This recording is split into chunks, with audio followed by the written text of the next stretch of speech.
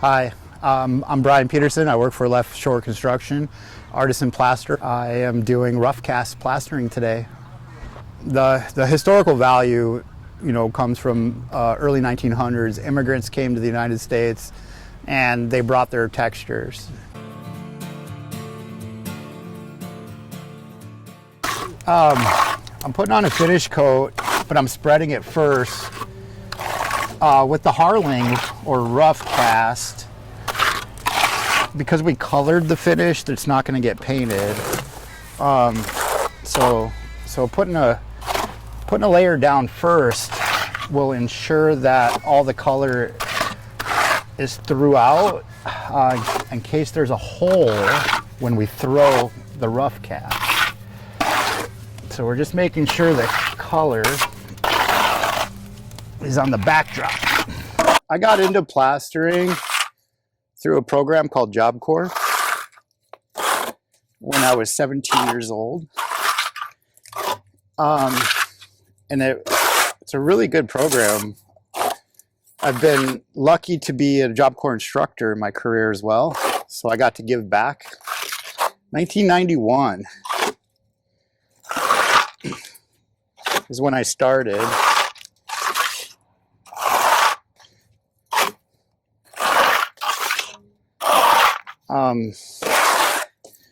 It wasn't until I met Steve that I started taking a personal interest in plastering, and I started reading about it and started buying old books, and now plastering has become a career. I love it. Harling or rough cast is a European texture from England, from a long time ago, 1500s, 1600s. They would just throw the mud against the wall, and that's the texture. And so on this house, there's some original rough cast. This is an addition that has rough cast to match. And so we're repairing it all, traditional style. And what's fun about rough cast is we get to throw mud, we get to be little kids again. We're gonna put a corner on it. We could do wood sticks. I call it stripping.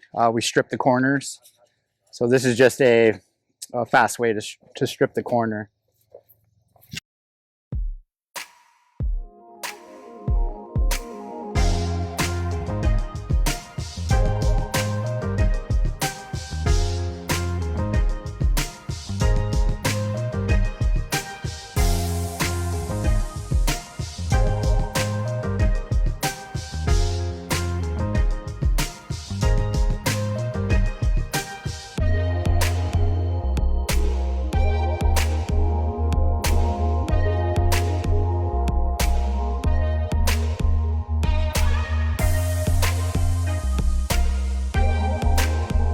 So if it gets too heavy, it just sags off of the wall. It'll sag, and it's not sagging. I think we're good. I think it looks really good.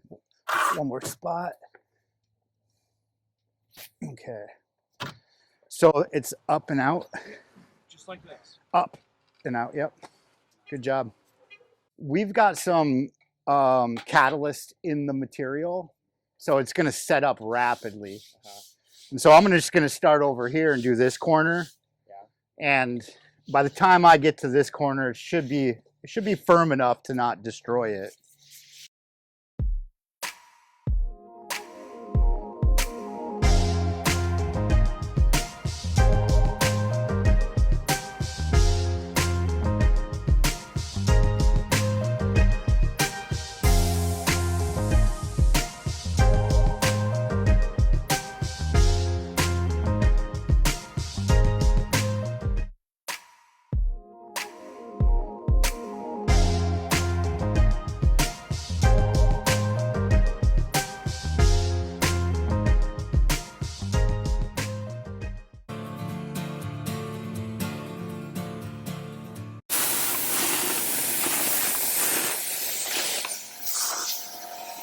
In the old stuff, it's so weathered that the sand's coming through the stucco, and so we're just trying to match, replicate.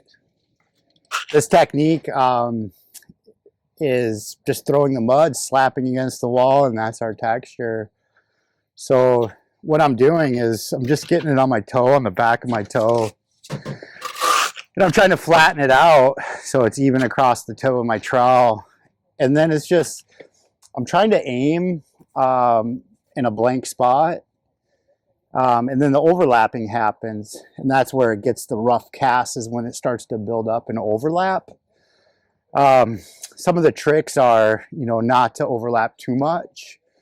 Like if you have a hole and you're trying to hit that hole, that's the hard part. You need to be an athlete.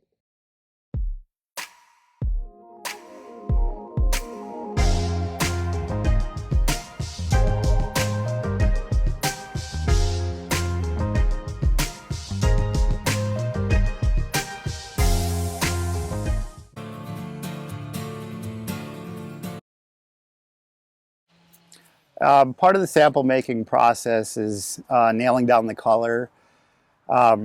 We can't just look at a sample color that's in the store and go with it, because if you look at the wall, there's so many variations of the color, and you go around the house and there's probably 5 different shades of the same color because of the aging of it.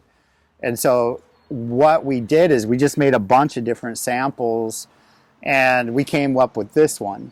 And what's this is going to do is get close to the majority of the color. Like it's a little dark here, but we hit it over here. It starts off really dark, but it's going to lighten up to that color. So in the original wall, the plaster is aged to where the sand is showing through. It's weathered, and so we're repairing and trying to match. And so when we're trying to match, we want to go with everything as original as we can. And so sourcing the sand was a big part of process of making samples.